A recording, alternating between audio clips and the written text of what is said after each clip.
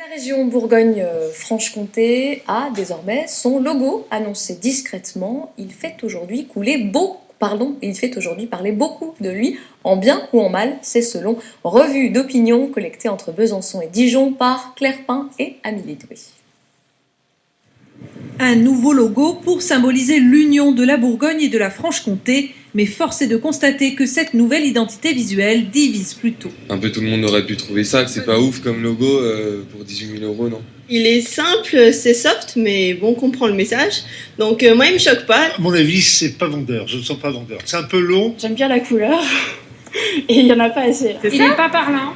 Pas du tout. Pas d'image, pas de... Il manque de Il est relief. neutre. À l'origine de cette création, l'agence byzantine d'Artagnan qui assume avoir privilégié l'écrit à l'image. Alors, l'alliance du noir et du jaune permet d'associer la lisibilité et la clarté. Et l'accent a été mis sur le E de région et de comté. Et donc cette assise en colonne vertébrale, légèrement décentrée, crée aussi le mouvement. 18 000 € le logo, trop cher pour certains.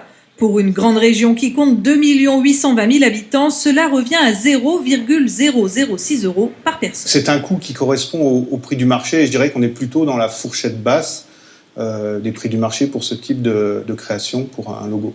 Ce sont les élus qui, les premiers, ont dégainé leur tweet. Ainsi, Sophie Montel du Front National écrit « Tout ça pour ça, impressionnant, vraiment ». Ou encore Christophe Perny, ex-PS, désormais rallié à Emmanuel Macron, qui fait le parallèle avec le logo du Jura, département qu'il a présidé.